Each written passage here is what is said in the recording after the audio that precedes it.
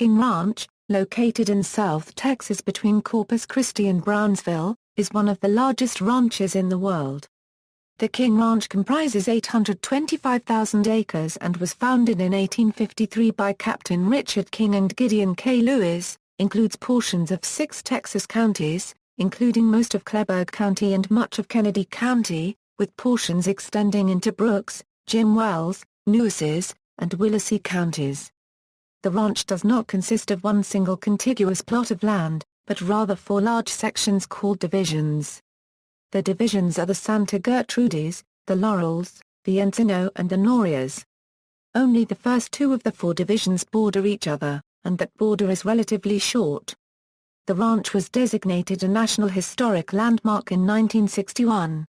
History: Richard King was a river pilot, born in New York City to Irish immigrants. He was indentured to a jeweler at age 11, but later ran to C1, eventually attaining a pilot's rating.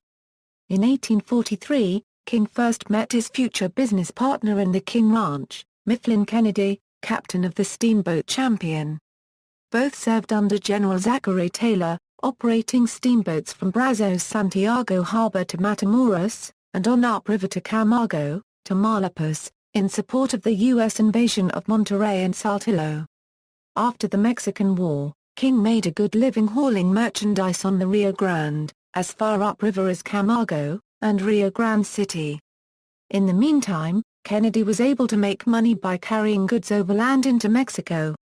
By March 1, 1850, King, Kenedy, Charles Stillman, founder of Brownsville, and James O'Donnell entered into a business partnership to transport Stillman's goods from Brazos Santiago Harbor on the Gulf of Mexico and up the Rio Grande. The enterprise required 2 types of steamers, the Grampus and Comanche. During the American Civil War, the steamboat fleet was reflagged under the name of the Matamoros, Mexico Citizen Francisco Itaria and the Mexican flag. As Mexico was a neutral country, the steamboats could not be stopped by Union blockaders, and engaged in a lively commerce of transporting Texas cotton to many deep-water ships anchored offshore Matamoros, on the Mexican side of the Rio Grande. Stillman sold his share of the enterprise after the Civil War. The new firm operated as King, Kenedy and Company until 1874. King first saw the land that would become part of the enormous King Ranch in April 1852 as he traveled north from Brownsville to attend the Lone Star Fair in Corpus Christi, a 4-day trip by horseback. After a grueling ride, King caught sight of the Santa Gertrudis Creek, 124 miles from the Rio Grande. It was the first stream he had seen on the Wild Horse Desert. The land, which was shaded by large mesquite trees, so impressed him. When he arrived at the fair, he and a friend, Texas Ranger Captain Gideon K. Legs Lewis, agreed then and there to make it into a ranch. The King Ranch Lake brand, still in use today, stands for partners Lewis and King. King and Lewis established a cow camp on Santa Gertrudis Creek. During this time, Richard King purchased the Rincocued End of Santa Gertrudis Grant, a 15,500 acres holding that encompassed present-day Kingsville, Texas. It was purchased from the heirs of Juan Mendiolo of Camargo on July 25, 1853, for $300. King sold Lewis an undivided half-interest in the land for $2,000. At the same time, Lewis sold King undivided half-interest in the ranchos of Manuel Barrera and of Juan Villarreal for the same sum, on November 14, 1853. In 1854, King and Lewis purchased the De la Gatza Santa Gertrudis Grant from Praxides Uribe of Matamoros for $1,800, on the condition of a perfected title on May 20, 1854 to 53,000 acres. As the years passed, more land was added, growing to 1.2 million acres at its largest extent, until reaching its current total. In 1855, Lewis was killed by the husband of a woman with whom he had been having an affair. 2. On July 1, 1856, a court sale of Lewis' property was held. King had arranged for Major W. W. Chapman to bid on the Rincocued Den property, which Chapman acquired for $1,575. Chapman had been the quartermaster of Fort Brown in Brownsville, and regulated the steamboat contracts to supply Fort Ringgold, upriver in Rio Grande City. Chapman's heirs published the letters home from his wife in a new book named, The News from Brownsville.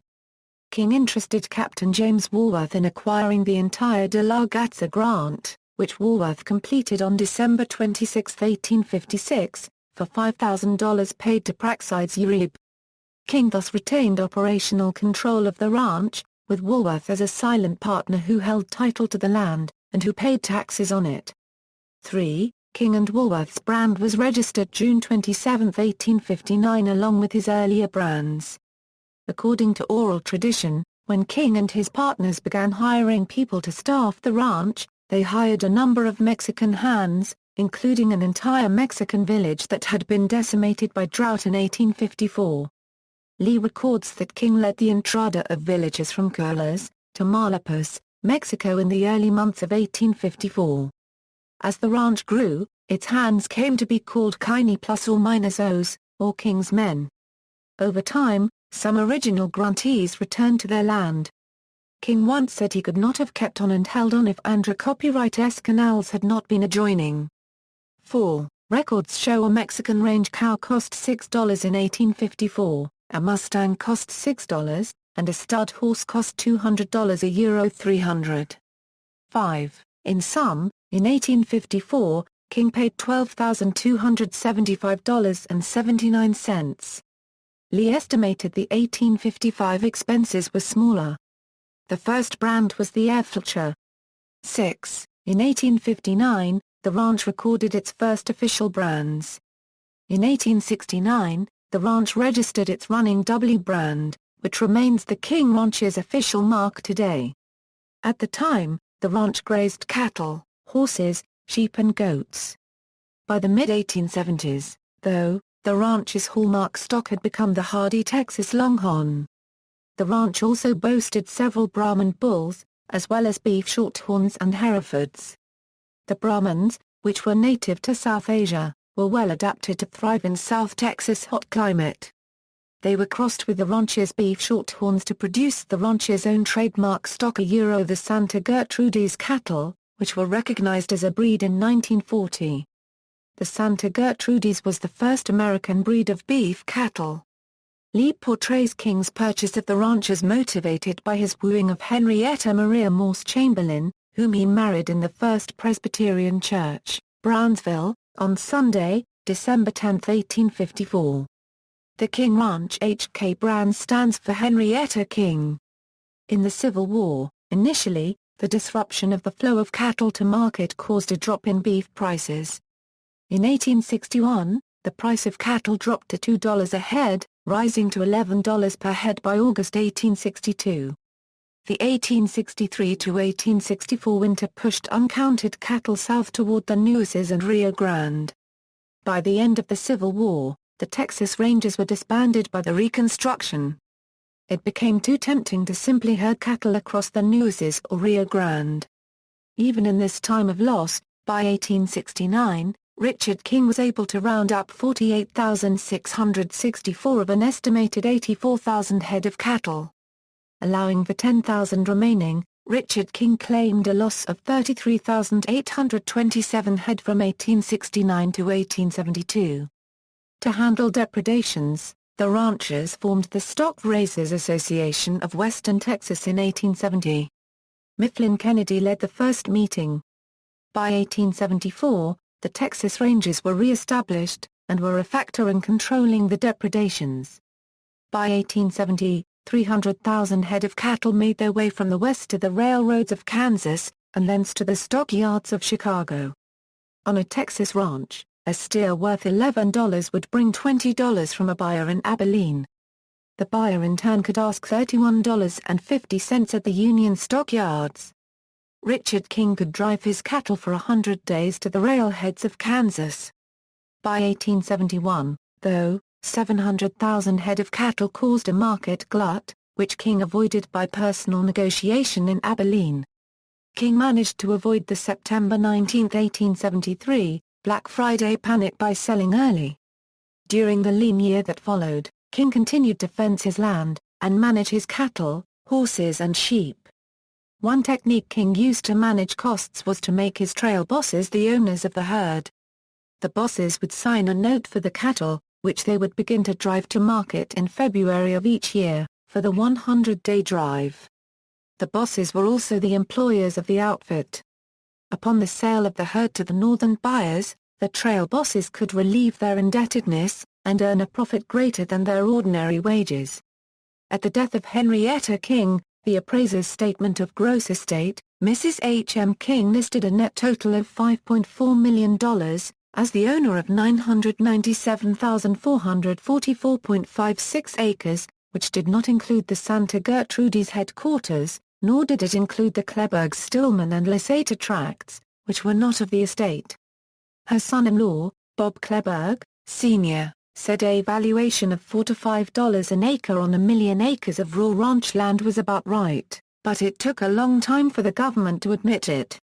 7. By 1929, the taxes had been paid up, in installments, but the trustees had to borrow money, so by the market crash of 1929, Henrietta King's estate was in debt $3 million. In 1933, Bob Kleberg, Jr., the son of Bob Kleberg, Sr. and Alice Gertrudis King, leased the exploration and drilling rights on the ranch to Humble Oil of Houston, Texas for $127,824, in exchange for the usual royalty of 1/8 of every barrel of oil pumped from the property.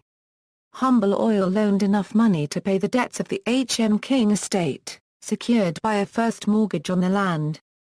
Humble struck oil and gas by 1939. During all of this, the ranch was a going concern, with a net profit of $227,382, as early as 1926. 8. Laura Cavazos, who served as the first Hispanic United States cabinet officer, was born on the King Ranch during his father's service as a ranch foreman in January, 1927. On November 18, 1936, Luther Blanton and his son, Frank, trespassed on the ranch by crawling through the fence surrounding it. They had intended to hunt ducks and nearby residents reported hearing shots fired. Shortly thereafter, locals organized a group to force their way onto the ranch around the area where they were known to have gone hunting. However, neither Blanton or his son were ever seen again. A subsequent police investigation resulted in no arrests. Although most residents suspected them being murdered by ranch guards for trespassing, it remains a long-standing unsolved mystery. Literature. The King family and the ranch are part of the myth and mystique of Texas, and they have been featured in numerous stories and novelizations. For example, The Kings of Texas traces the history of the ranch through decades of conflict arising from the Mexican-American War, the Civil War, and countless skirmishes between Texas Rangers and border bandits. Edna Ferber's novel Giant of the Ranches of Texas was turned into a film, Giant. The theme song of the film is a staple for high school bands in Texas. Many of the events of the King Ranch, such as the discovery of oil on the property, are also in the film. Working-class millionaires can still be found in the oil towns of Texas, as well. In the James Michener novel Centennial, the Veneford Ranch was said to be patterned after the King Ranch. The historical fiction novel Lords of the Land by Matt Braun is based on the King Ranch and its founder, although names and some circumstance have been altered. The King Ranch, by artist-author Tom Lee, is a 2-volume definitive work that covers not only the history of the ranch, but also that of the region, most notably the Rio Grande Valley. Captain King came to Texas as a riverboat captain at the mouth of the Rio Grande. A cowboy's perspective on the King Ranch subsidiary in Australia, the cattle station Brunette Downs, is captured in the 2012 autobiography by Nick Campbell-Jones Don't Die Wondering. Campbell-Jones was a jackaroo, who started at Brunette Downs in 1963 and worked his way up to overseer and assistant manager before leaving in 1975. Present day, in addition to cattle, King Ranch raises quarter horses, cutting horses and thoroughbreds, and produced the 1946 U.S. Triple Crown winner Assault and 1950 Kentucky Derby winner Middle Ground. They also owned a share of La Troyenne, the greatest brood mare of the 20th century. The King Ranch had the honor of raising the first quarter horse registered with the American Quarter Horse Association. The stallion's name was Wimpy P1 and he was given registration number 1. In addition, the King Ranch Company operates a local museum, maintains other property concerns and works with Texas A&M University to perform agricultural research and development. The corporation has extensive holdings in other states, with agricultural interests including turf grass farming and citrus in Florida. In 1958, King Ranch paid more than $1 million for Brunette Downs in the Northern Territory. They also owned Risdon near Warwick, Queensland and several other Queensland properties. In 2001, Ford Motor Company added a King Ranch addition to their F-150 truck line, complete with the King Ranch cattle brand in the logo. In 2003, Ford added King Ranch packages to its Super Duty lineup, as well as the Expedition SUV. An unusual animal seen in the King Ranch is the nilgai, which were imported from India. As they usually are born in twins, eventually the nilgai started competing with the ranch's cows, and the ranch allowed hunters to come in and hunt the animals. They would gather several each night. This no longer occurs, but the rapidity of this process caused the Texas nilgai to become extremely wary of humans, and they bolt at the sight of vehicles, running nearly as fast as horses.